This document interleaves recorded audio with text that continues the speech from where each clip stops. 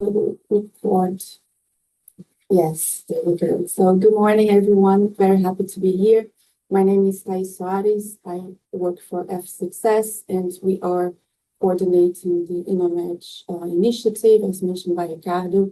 And before we start, a huge thanks to the entire Spin for EIC team that is supporting us and allow us to be part of this procurement academy. So let's start with our slot. Okay, so just so you know, as you could hear, this session is being recorded. We will be making the recording available in our InnoMatch digital channels.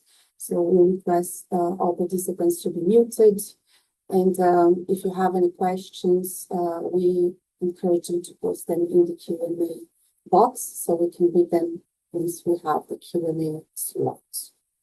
And this is our agenda for today. We'll have 1 hour session dedicated to the InnoMatch matchmaking. So we will start explaining what is InnoMatch and what is our matchmaking session and the purposes of it. After that, we will have the presentations of 3 buyers. They will be explaining their organizations and also the challenges that they are facing, which will be interesting for you as an EIC already. After that, we'll have the Q&A slot, and we'll close the session at 11:30. So I think it's useful to give once again the concept of our InnoMatch initiative. So as you know, our project is also powered by the EIC Innovation Procurement Program, and it aims to facilitate the faster commercialization of technologies through procurement. Our project is running for 36 months, started late last year, September. What we want to do is support the pilot testing of proof of concept demonstrations of innovative solutions that you, EIC already can provide to buyers. These buyers can be public or private.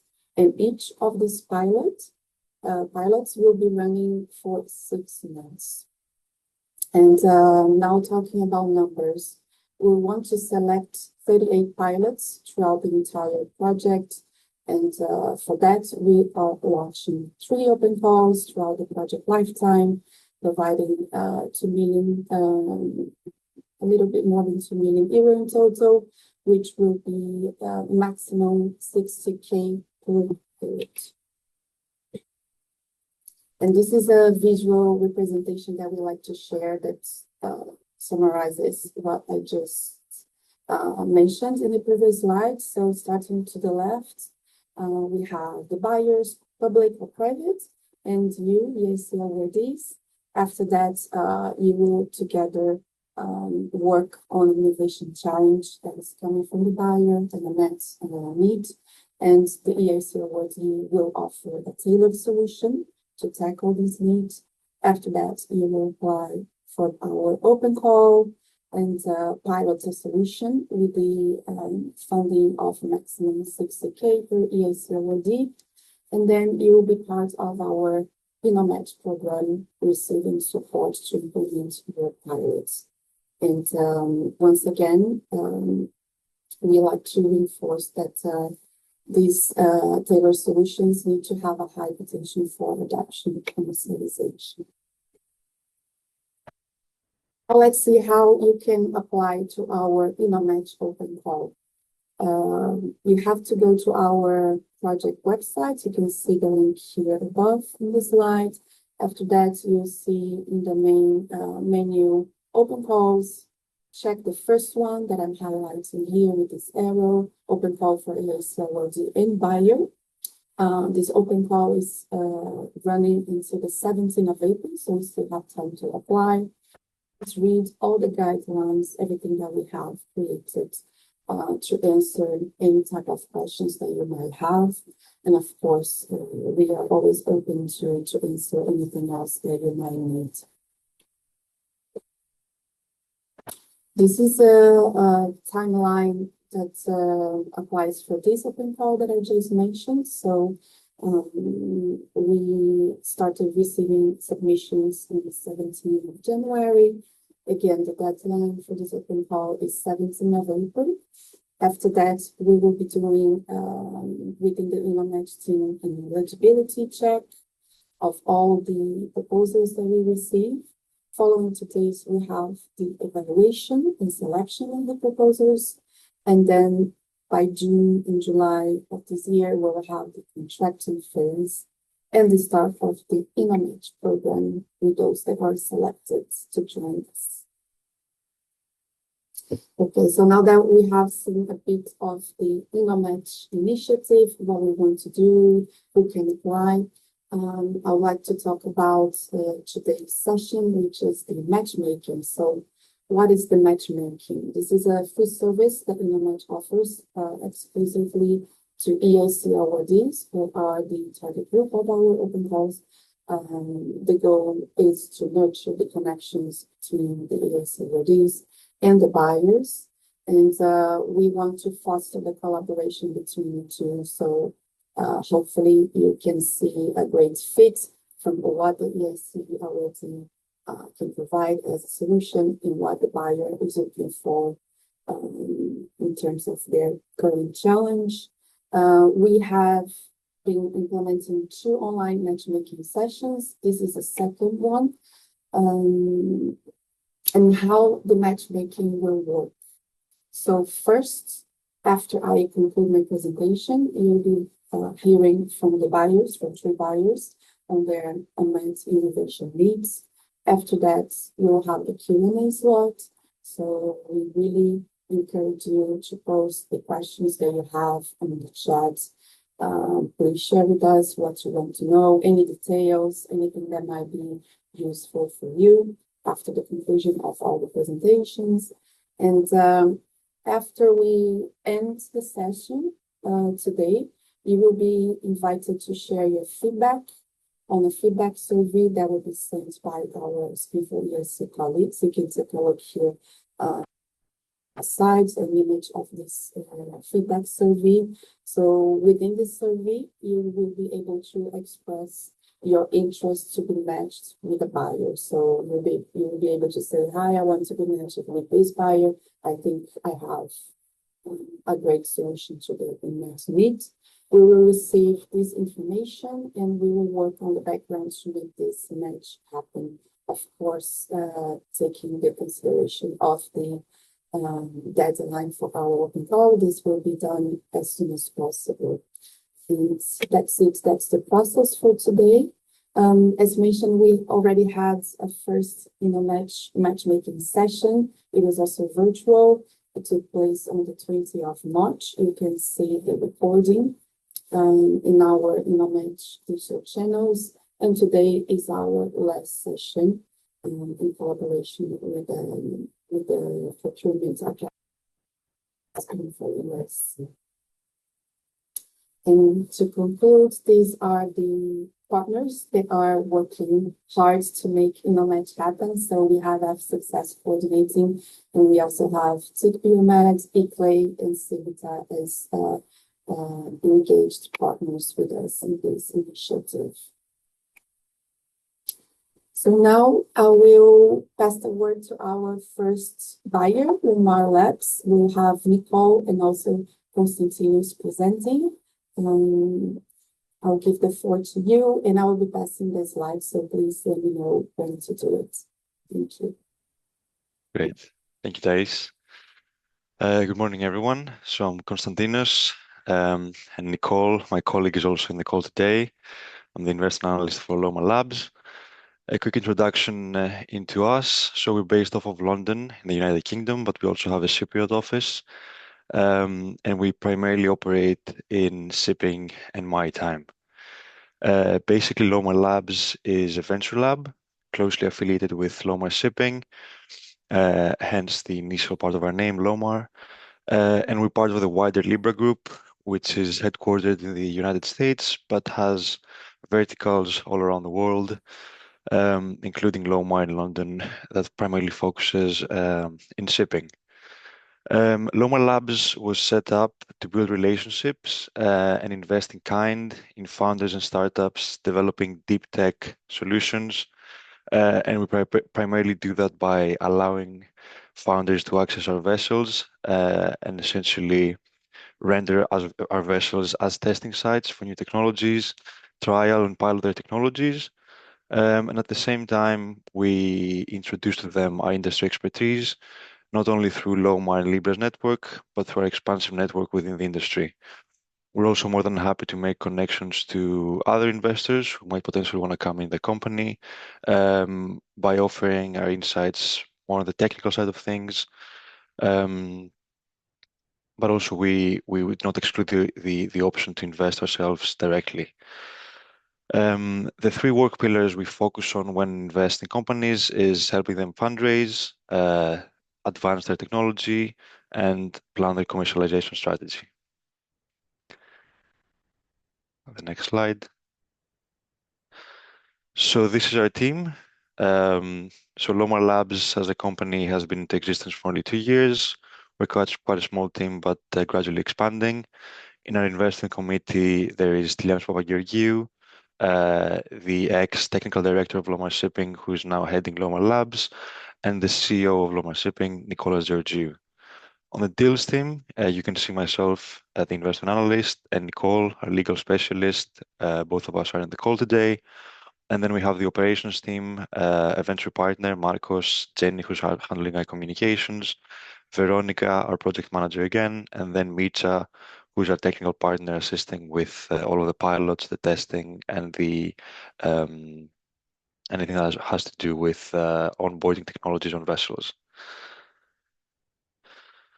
So the problems we're currently aiming to solve is primarily to reduce shipping's CO2 emissions in a joint, let's say, effort to comply with new regulations that have come to the market, namely Fuel EU and EU ETS are two of them. So shipping is currently in a critical juncture. All of shipping is called to reduce its CO2 emissions by 80% by 2030.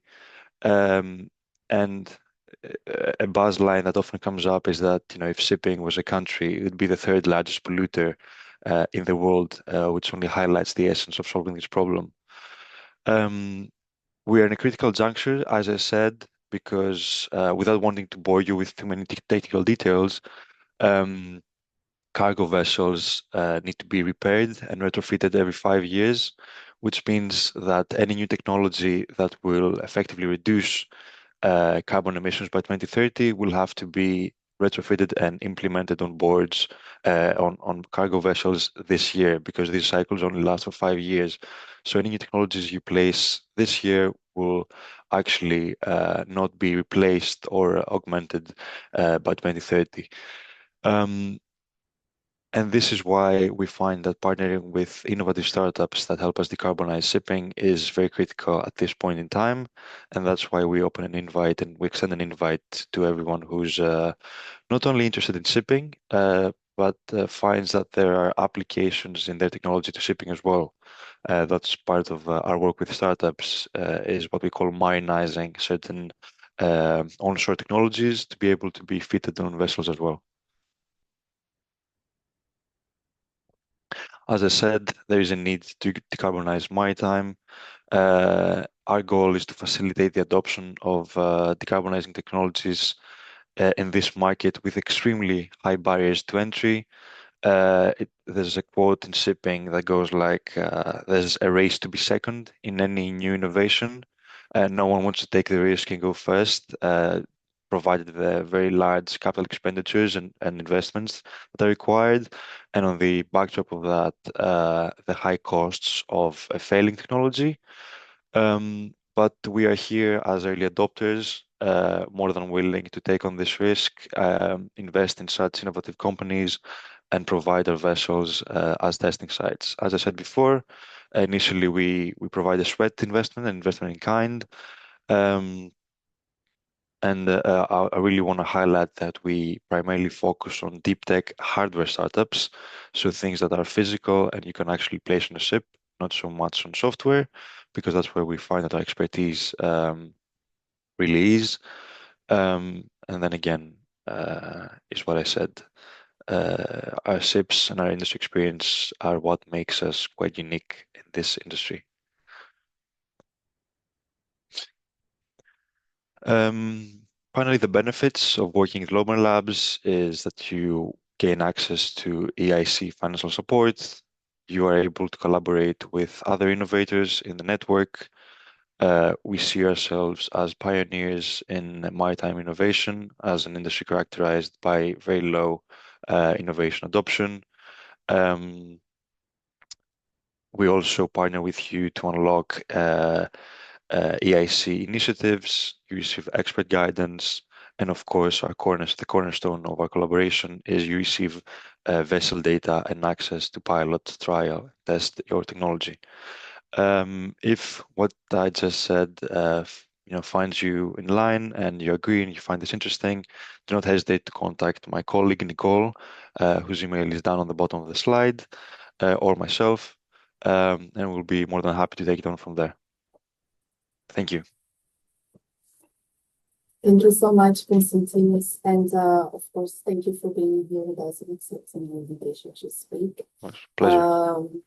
We will leave the questions to your presentation as mentioned to the end. So now I will be moving forward with our next buyer, which is the city of Amsterdam. So I will invite Cohen to join us and present. Cohen, thank you for being here with us. The floor is yours. Thank you, Thijs, for having us and moderating today. I'm Koen Bergman, Innovation Manager at the City of Amsterdam. I'd like to introduce the city a bit. So this year we have our 750-year birthday as a city. So we're an old city, but we experienced some rapid growth. I think the last 15 years or so, we've grown from 750,000 to almost 1 million citizens in this year. And this growth has comes with a lot of issues, like we have problem with housing, but also increased waste and managing all this. We need a lot of innovation. So I work for the innovation department of the city, and our vision is to get the city and the municipality ready for the future, to improve all the lives of residents, entrepreneurs, and visitors in the future, but also now. So our mission is to prepare the municipality and the region for new technologies, to inspire and motivate to apply new ideas, insight, and technologies, and to connect sectors, partners, innovation, and resources at a national, international level to increase our impact. Next slide, please. So our mission, or our sort of focus on how we innovate, is focusing on the innovation activities based on trends and priorities within the city, but also setting the agenda on topics we think are important and securing collaborations with stakeholders inside and outside the municipality to reach that agenda. And also offering our technical and organizational expertise for the municipality, but also our partners in the city, and to acquire knowledge for new projects and also be more flexible than traditional government departments. Learning is a very important key for us. So everything we do, we have research questions. We need to learn how to do things better and to prepare for the future. And we do this together with a quadruple helix of University Knowledge Institute, a lot of companies, NGOs, citizens, and other governments. And today we're presenting a concept and a challenge for us, and working on that is this team who unfortunately couldn't be here today, but Lydia is the project lead from our innovation department, and we work together with our circular economy department with Danka, who's our strategic advisor on this. And they're working towards new solutions to work on the circular economy. Next slide, please. So we have a big challenge in the city. Like I said, we're growing really hard as a city. But we also see trends like a lot of low quality consumer goods are used. They're cheaper. We see a lot of over-consumerism, so we see more waste. We see an increasing e-waste as well, so a lot of technical waste. And we see this also creates a gap between our citizens. So the people who have more means will buy quality stuff that increases the use time, but a lot of our lower income citizens use a lot of cheap stuff, and that increases a lot of our waste. At the same time, like I said, we grow a lot as a city, so we have multiple spatial claims. We have less space to use, and this is a problem for us. We wanna work on, and as well, it's in line with the EU goal of being 100% circular in 2050. And so we constantly trying to look at how can we sort of shape this circular economy, because it's all new for us, and what can we do and what kind of concepts can we use to increase renting, borrowing, sharing goods, so that we can decrease our material waste. Next slide, please. So yeah, again, it's better for each household, it's better for our planet, but we also like to sort of reinvigorate our economy and look what kind of possibilities there are within this quadruple helix for companies, governments, citizens, and looking together what could be win-win-win situations where we look better for our city, look out for our ecological limits for a city, and but also increasing our economic output on this. And that's when I get to our concept. So inspired by a concept that's working in London for a couple of years, it's the Library of Things. So it works like a library, but you can get consumer goods there. And it's a product library, but it's also something as a concept we want to create to bridge the social and ecological and economic goals through an inclusive future-proof model.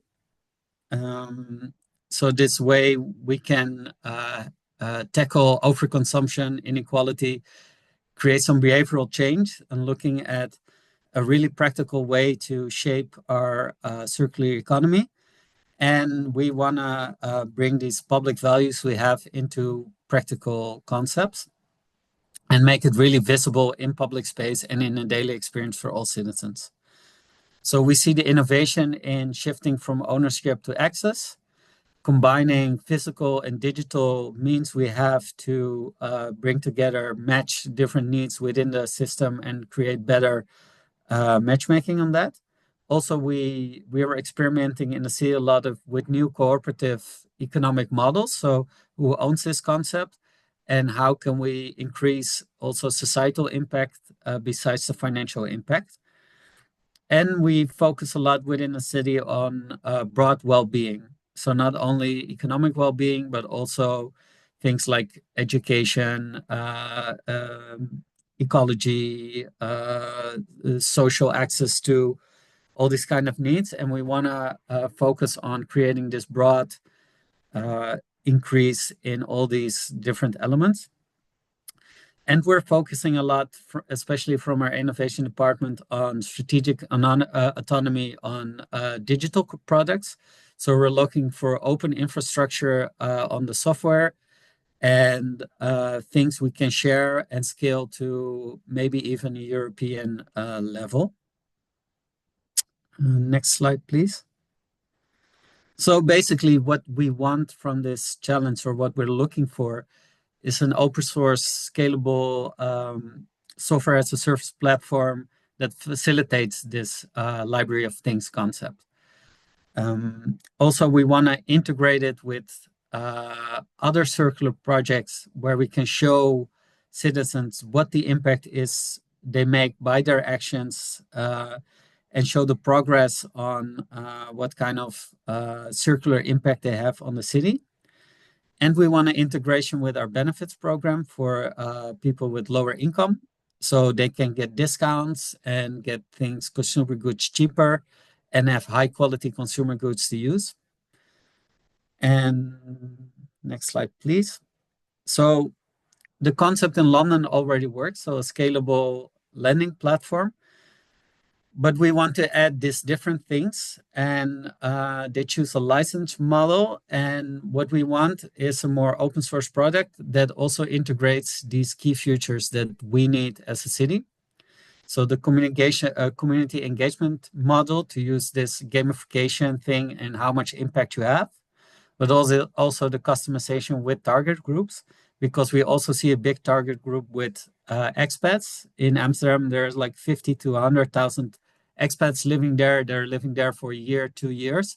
We don't want them to buy all new goods, but use these goods as well, just as students. Like there's a big student community, international students that are here for a couple of years, and they also need stuff to use in their daily life.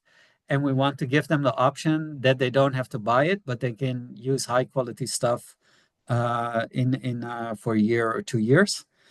And we're looking for ways to be data driven and create an API for impact reporting. And of course, everything needs to be GDPR compliant, but we have a specific focus on privacy and protecting the information of people. So what we see as a business model for this concept is that there's a license to use this software to governments, school, housing co-ops who will manage this concept. We also see a model for implementation on consultancy on how to set up this concept. And for example, product affiliate commissions for goods that are offered within this service. And we think it's scalable on an EU level to implement this in different cities across the continent. So we think this new concept is ahead of the curve. It will lead to real-life product testing, where you can see how customers react. It will meet the ESG values of suppliers and a positive brand visibility. It has a tangible community and sustainability impact, and it will offer extra build-ins possible for a semi-public commercial initiative and rewards. So our future ambition is to build this European MVP software, to collect feedback from users, to co-develop with other municipalities and knowledge institutions, and investigate potential data-driven EU policy to sort of make this circular economy more tangible with practical initiatives. Next slide, please. So we think the window of opportunity is now. We have this big challenge to be 100% circular in 2050. We've seen the first concept, pop-ups of this concept work, and we want to bring it into the future with extra functionalities that will better serve our values. And we think that it's an opportunity for companies to take the lead in how to make the whole circular economy in practice a reality. And I hope the concept is clear, and I want to thank you for your attention to our pitch. Thanks so much. Thank you so much, Cohen and the team for being here with us and presenting. And let's move forward with our last video pitch. We have the pleasure of inviting Melanie and Camille from the city of Marseille. And thank you for being here with us. I'll give you the floor to present. Hello, everybody. So I will start just to introduce ourselves. I'm Camille, and I'm working on the mission City Marseille 2030 We are part of the mission city at the European level. We will talk about it just after. And Melanie is in charge of the renewable energy policy of the city of Marseille. She's developing with her team renewable energies project all around Marseille. So we will be presenting our unmet need and our city. So for those who don't know Marseille, we are located south of France. We have 900,000 inhabitants on 2 times the surface of Paris. We are at the front of the sea, and we have mild winters but very hot summers, and they are going to increase because of the climate change. Our energy bill is about 1,000,000,009 was of 1,009,900,000,000 in 2022. But and so it's a big issue for the city to reduce this energy bill, and we have a high poverty rate of 25%, whereas in France it's more around 14.5%. So these are the big issues we are facing. And regarding our territorial greenhouse gas emission, the main sectors that generate these greenhouse gas emission are road transport and buildings in residential and in the tertiary sector. So buildings and transport are our main issues regarding reducing our greenhouse gas emission. When we talk about the city, just that you have in mind, we are in charge of all the municipal buildings, which are administrative, but also schools, swimming pools, and gymnasts to do sports. We are also in charge of some public spaces, such as parks, gardens, beaches. So we have policies regarding this, and we are also in charge of urban heating networks. So next slide, please. As a city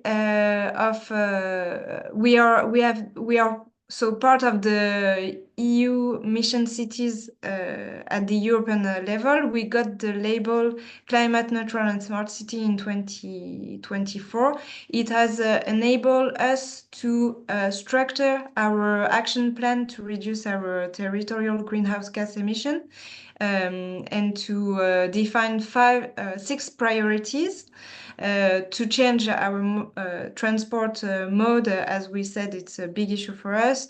Decarbonizing our housing stock, it's also a big priority. Increasing sobriety, efficiency, and renewable energies, it's what Melanie is in charge with her team. Reduce and reuse and recover waste, strengthens our Mediterranean model of green city by developing trees and vegetalize our city, and raise awareness to transform practices in nurseries and schools. So here are our 6 main priorities, and we have a project and action to implement them. One of our key projects is developing urban heating networks to supply 5,000 inhabitants by 2030. Our first public service delegation has been voted in December 2040 to connect some buildings in the north of the city. So that's a big project we are working on, and we have other issues regarding this subject, and I will let Melanie present it.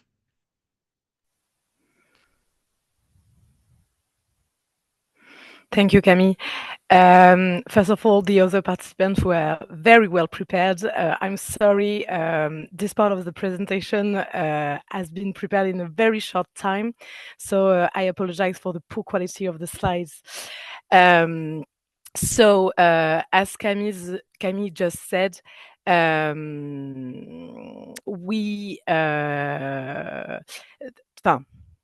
Marseille temperature rise is expected to accelerate, and we need to protect themselves from heat waves. To do so, residents install more and more individual air conditioners in their homes. The problem of the system, this system contributes to rise temperature and creates urban heat islands in the city. So one of our major challenge is to meet the growing need of air conditioning while making sure we do not accelerate the effects of urban heat islands. One of the solution is district heating and cooling networks, which are a quite good alternative to air conditioning systems. So this system can cool building using renewable energy sources. In Marseille, we have already 2 existing networks which are capable of cooling buildings. The technology is currently in operation in only 1 district. But the current problem is that this technology is only suitable for new buildings and not existing buildings. But a vast majority of the city buildings were built before 1990s. So right now we have no technical solution for the vast majority of the people in Marseille, and most of the building will need to be would need to be completely redesigned. Next slide, please. Thanks. So the idea is to have we have concern about public health. Life in 40-degree weather is unbearable for most city residents. So, because a rise in temperature can lead to increase of many diseases such as respiratory problems, hyperthermia, and even violence. Regarding energy consumption, it would increase the use of the air conditioning systems. So the city response must not be counterproductive, and cooling system can be one solution. They must involve the development of renewable energy such as solar thermal, waste heat from industry, and even geothermal energy. So we would like the construction and energy sector to take an interest in this problem in order to find a technical solution. Otherwise, we will not be able to provide access to the cooling system to the vast majority of buildings in the city. The benefits we have several benefits with this technology. District cooling systems are more energy efficient than the classic individual air conditioning units. We can integrate renewable and waste heat sources. The centralized cooling system improve urban air quality and noise reduction. We can save money because we have economic and operational benefits compared to decentralized solutions. And we can have long-term and joint climate goals, which is very important for a big city as Marseille. And last but not least, we could create a new market for the construction and the renovation sector in the city. In addition, the city of Marseille can help develop new technology solution by making some of these public buildings available, and we can request the cooperation of local other stakeholders, such as social landlords or universities, even hospital, for example. Thank you.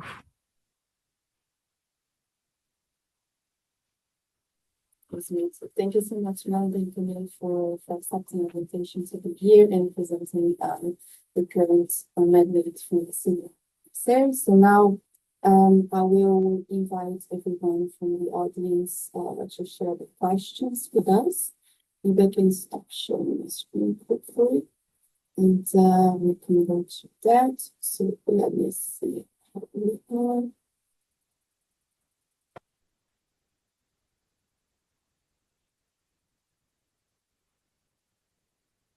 Questions yet in the chat.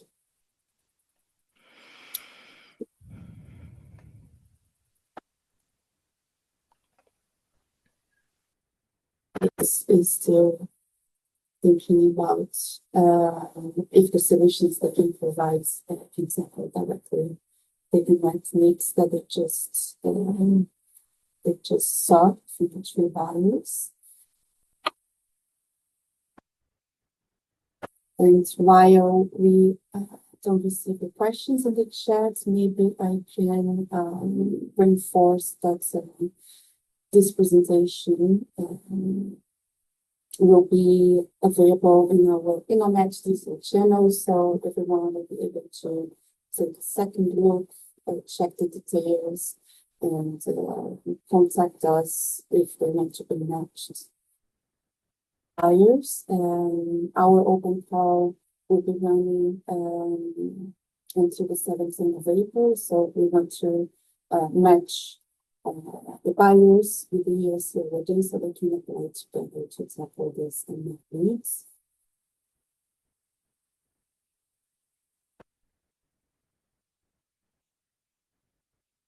Can you confirm you also have access to the chat and we don't have any questions from the audience yet?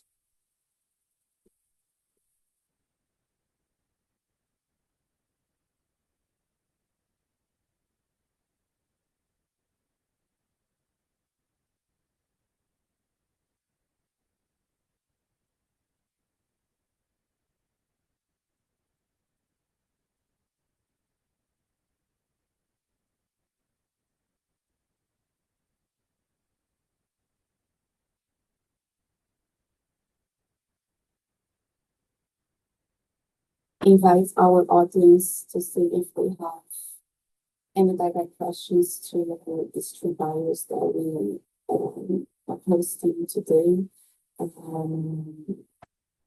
From United Kingdom, also the city of Amsterdam from the Netherlands, and the city of Marseille in France.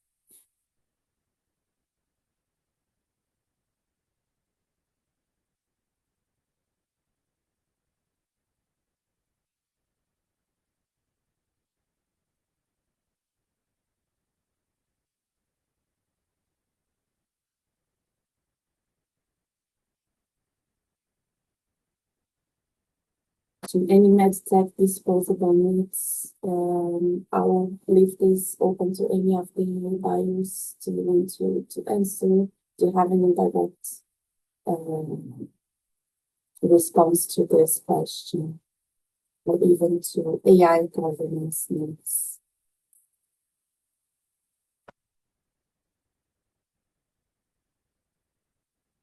To start by asking maybe Cohen to share what would be a nice profile of an EIC already company, what you were looking forward specifically, and if you want to share some words of that on that.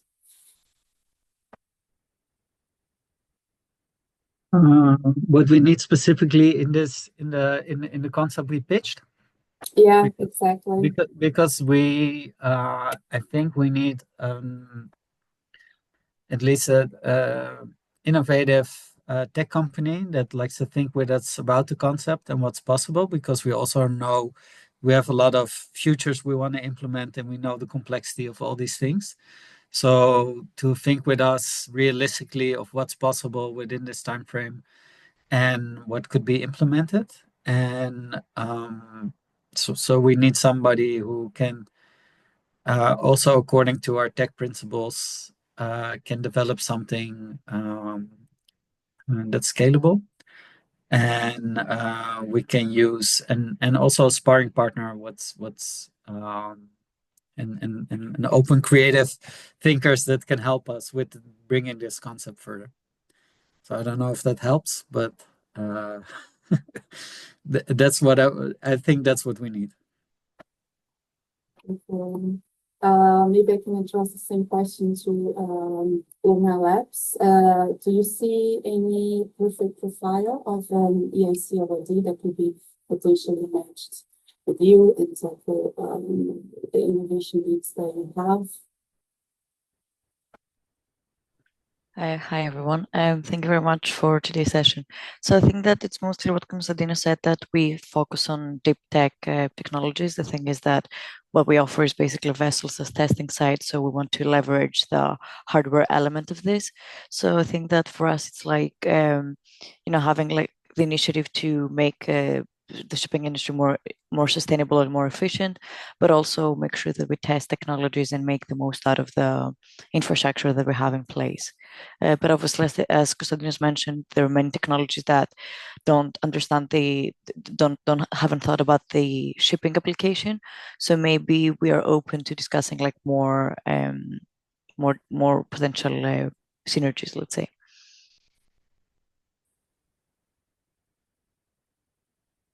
Now I will ask the representatives of civil and state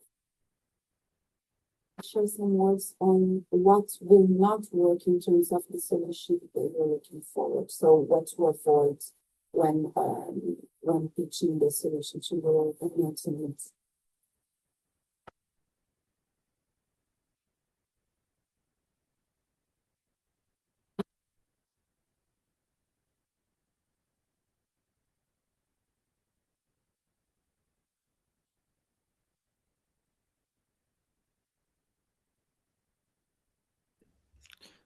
Is it Thais Suarez? Your sound is not working always. Sound is not working? Yeah, okay. It's a little bit, sometimes it does not catch your voice and sometimes it's a little bit off. That's why. Okay. We hear you a bit blurry, or we hear you a bit from far. Yeah, maybe if you hold the mic like this, it's better. Is it better now? Yeah. May I also take the opportunity? I have my hands raised. I will just give a few points. I think the companies you have presented are really amazing. The opportunity to test something in the shipping industry, Amsterdam, that is really innovative, and the Marseille's problem. For us, I would love to have an opportunity to work with any of these, but unfortunately, in our case, we are very specifically looking for someone that would like to try our medtech disposable in a new way to give infusion therapy safer. And I'm really trying to be creative and see, should this be working with shipping? Perhaps not. It's too complicated of a drug regime to be giving acute on a shipping. But for sure, I'm sure that both Amsterdam and Marseille County, we would love to work with you in the hospitals. But the ones that you asked for here is not for us. But very interesting to see your needs, and we would love to be connected with your hospital needs of infusion therapy, if there is anything.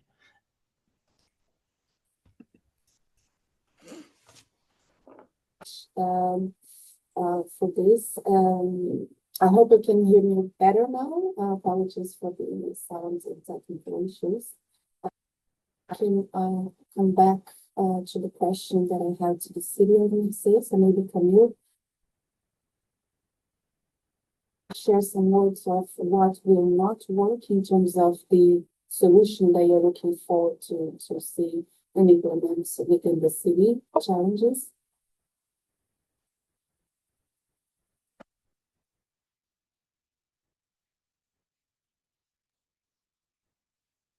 Sorry, but did you told me to develop our needs? I didn't understand hear everything. No. Oh, that's okay. It seems that I have a sound issue. I'm sorry. The question for you is, do you have any examples of will not work in terms of the solution that you're looking for to the city of Marseille? So what to avoid, what will not work? So you mean regarding our unmet need of our need of connecting, refreshing, like cooling networks to existing building? You want me to precise what's the issue regarding this need? Just to say any words on what will not work. So what to avoid. So thinking about an EIC awardee that might provide a solution to your unmet need, what would you like to avoid from this solution? So what to not have in this pitch, let's say, for you. So what to not have in the solution that could be proposed? Exactly, yes. What to not have? It's more that we really need to have something that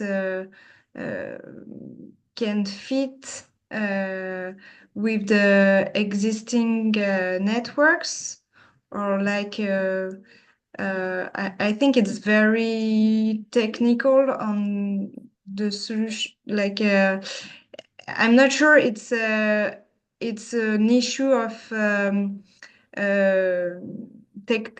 not technology, but it's not a numerical issue or solution that could be provided, but it's more like a technical one, like on reviewing the existing networks to make it fit with a cooling system. Maybe it's we don't need like a solution on existing building, or no, it's like we don't need a solution on new buildings, since we know how to do it for new building. It's more how to, or yes, like be able to put cooling in existing networks. I don't know if it helps, but and regarding what you said on the medtech, yes, maybe we could match you with the hospital, but it's really not our. We are working with the hospital on heating networks, not on their how they handle their activities. Camille, for these two answers. And now, before we close the session, in 5 minutes, I think we can go with the jury session, which is very interesting. So what would be the number one tip you would give to deep tech companies speaking to you? So maybe I can start with Cohen, share some words on this. So number one tip for the EIC awardee speaking to you. I'm sorry, I didn't get your question. Can you hear me well? Apologies, it seems that I have an issue with my audio. I can hear you, but sometimes it's a bit distorted.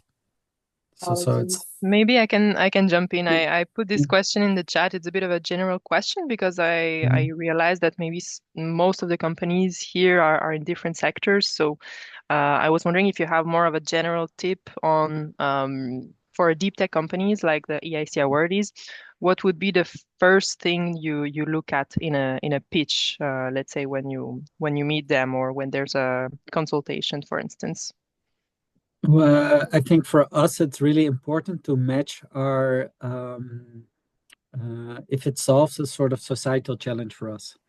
So we have a couple of programs where we try to match companies to do pilots and to do experiments based on challenges we have as a city. I can put in a chat one of the programs we use right now that often puts out challenges where companies could sort of pitch or propose, and you get some budget to do a challenge.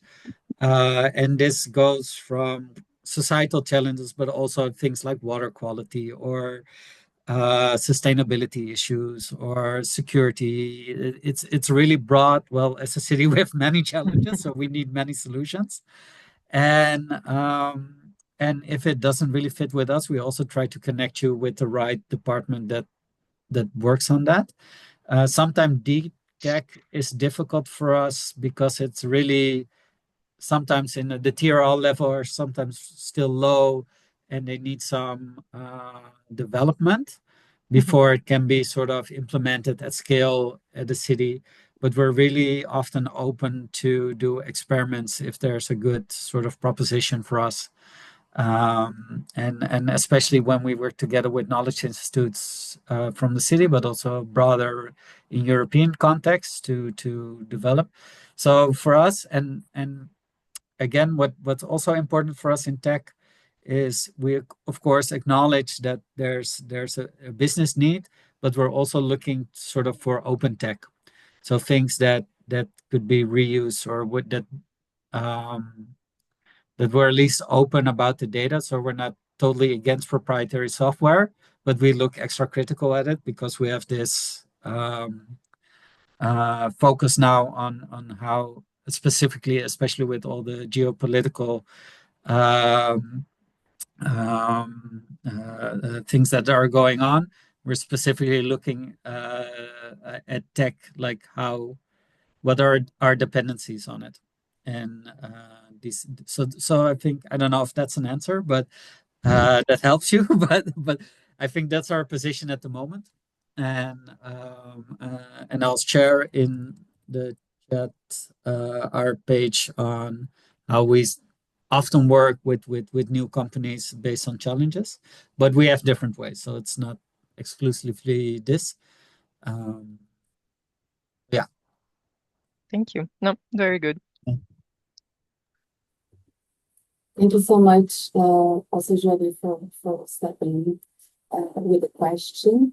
It seems that we won't have more time to answer any other questions for the audience, but before we close, right on time, again, thank you so much to the SPIN4EIC team to have us here today during the Procurement Academies.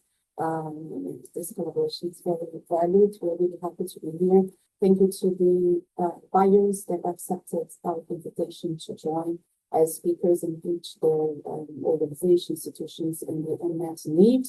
And I will extend this thank you to the audience that are here with us. Please make sure that you answer the feedback survey. Let us know how you enjoy the session. And also let us know if you want to be matched with any of these buyers. We'll also invite you to take a look on our website, InnoMatch website, take a look on the open call requirements, FAQ, and will be available if you have further. So much for this, and have a good day. Thank you. Thank you very much. Thank you. Thank you. Thank you so much, Thais. I'll resume my presentation. It's just one or two final slides to close the Academy, but also from our side, from the SPIN4EIC side, thank you so much. This collaboration was great, hosting the InnoMatch event, and thank you to the three buyers of Lomarlabs, City of Amsterdam and the City of Marseille for their presentation. So what's next in your innovation procurement journey as an EIC beneficiary now that the Academy has come to an end? First of all, and there were QR codes throughout the presentation, but here you will be able to click on the links once we send you the presentations, and we've also put some links in the chat. you can benefit from free assistance for innovation procurement. So as an EIC awardee, for example, if you struggle to find innovation procurement tenders, we can help you with tender intelligence. If you find a tender and you need any kind of help, as we said on day one, we can help you.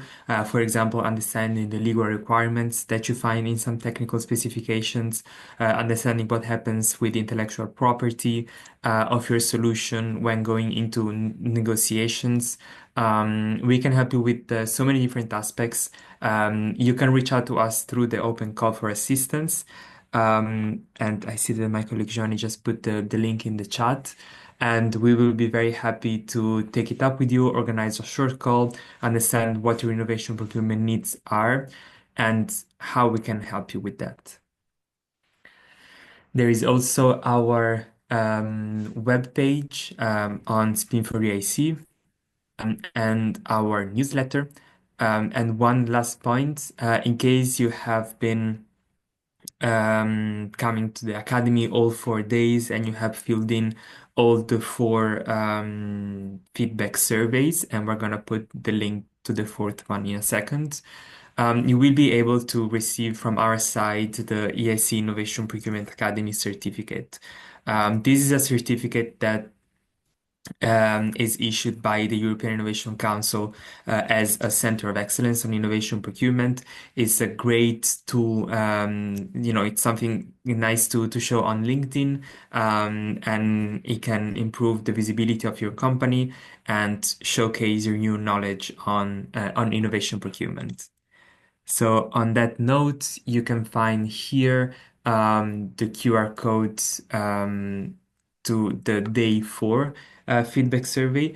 It is slightly longer than the other surveys, and I would also put the link in the chat if you give me a second.